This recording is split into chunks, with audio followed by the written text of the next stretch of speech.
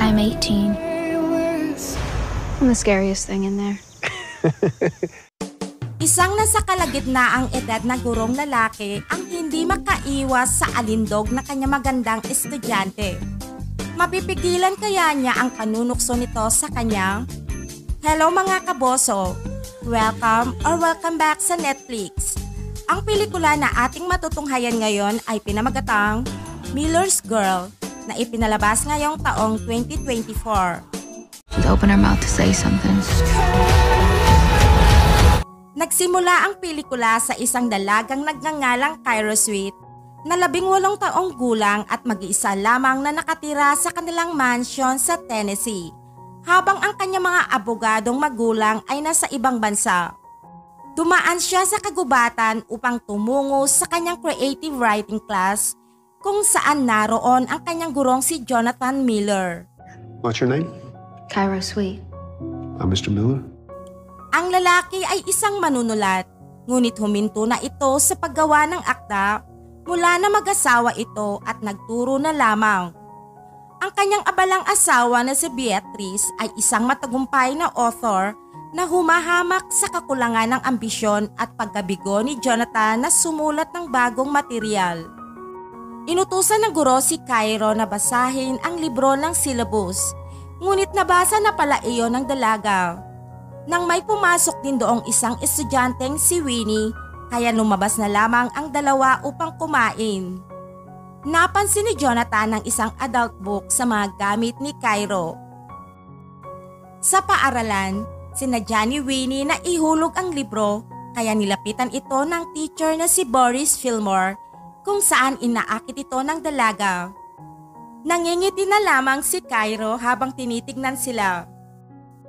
Sa tahanan ni Cairo naman ay nagkakaproblema ang dalaga kung paano siya makakagawa ng college admission essay tungkol sa kanyang greatest achievement hanggang sa kasalukuyan sa kanyang buhay dahil wala siyang maisip na isulat. Nagsuggest naman ng matalik na kaibigan ni Cairo na si Winnie na danasin nito ang excitement ng pakikipagrelasyon sa isang guro katulad ng balak nitong gawin kay Boris. At akitin nito ang best friend nitong guro na si Jonathan Miller at ganoon nga ang ginawa ng dalaga. I think Mr. Miller knows what he's looking for. What do you mean? Never seen him look at a student the way he looks at you. Kinabukasan ay nakatutok lamang ang tingin ni Cairo sa kanyang guro at matapos nun ay nilapitan siya ni Jonathan at sinabihang magkita sila pagkatapos ng kanyang klase. Ang gurong si Jonathan at ang kanyang estudyanteng si Cairo ay gumugugol ng maraming oras na magkasama sa labas ng klase na nagbabahagi ng mga karaniwang interes sa mga nobela, tula at kultura ng Tennessee.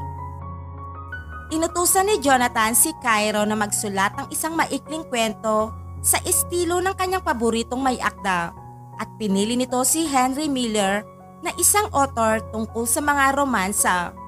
Sa kabila ng pag-aatubili ni Jonathan dahil sa napiling author ni Cairo, ay pumayag na lamang ito.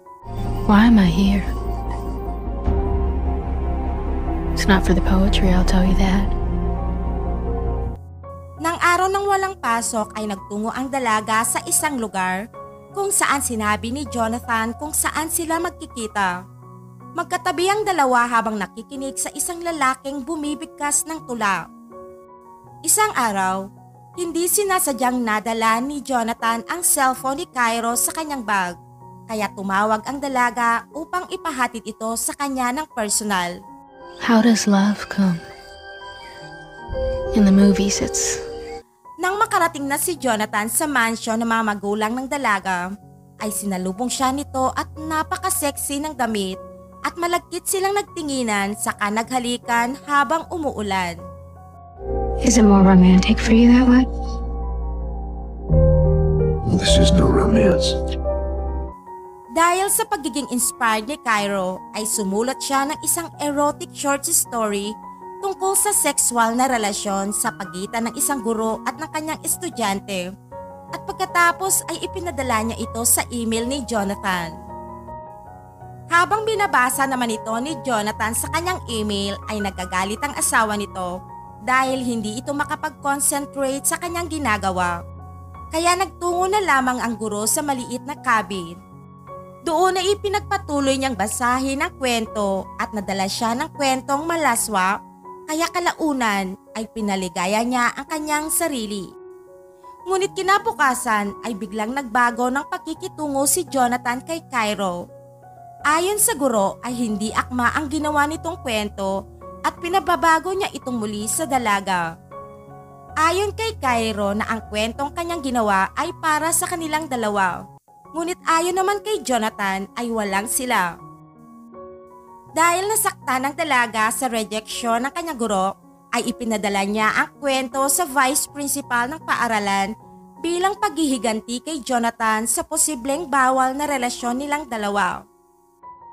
Sinamantala din niya ang pag-udyok sa kanya ng matalik niyang kaibigan na si Winnie na magpadala ng malaswang larawan nilang dalawa kay Boris Fillmore na humantong sa kanilang paghuhubad at mapusok na pagkahalikan. Naagaw nila ang pansin ni Fillmore kaya umalis ito sa tahanan ng mag-asawang Jonathan at Beatrice. Maya't maya lamang ay nakatanggap ng tawag si Beatrice mula sa paaralan na pinagtuturuan ng kanyang asawa.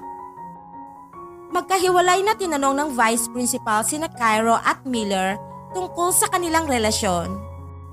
Sa kabila ng walang nangyari sa pagitan nila, kailangang gampanan ni Miller ang buong responsibilidad bilang guro ang sitwasyon na nagresulta sa kanyang pagkakasuspinde. Nagdudulot naman ito ng lamat sa kanyang pagkakaibigan kay Fillmore na sinisisi siya dahil hindi niya alam ang kanyang mga limitasyon bilang isang guro. Ang pagtatalo kay Beatrice tungkol sa nangyari ay nagudyok din kay Miller na sa wakas ay ilabas ang kanyang pinipigilang galit at hinanakit sa kanyang asawa hanggang sa mag-away ang dalawa at nagdesisyong mag-divorce. Napagtanto ni Winnie kung ano ang ginawa ni Cairo kay Jonathan, kaya hiniling nito sa kanya na bawiin ang mga paratang laban sa kanilang gurong si Jonathan.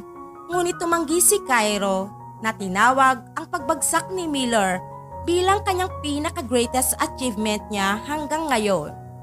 Isinulat niya ang kanyang mga karanasan sa kanyang admission essay sa parehong estilo na ginamit ni Miller sa libro.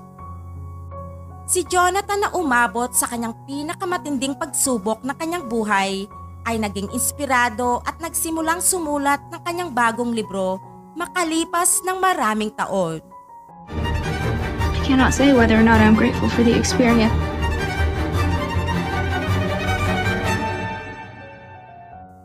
Marami pong salamat sa walang sawang panonood at pakikinig mga kaboso. Huwag niyong kakalimutang mag-subscribe sa aking channel, pa-like, comment at share na din.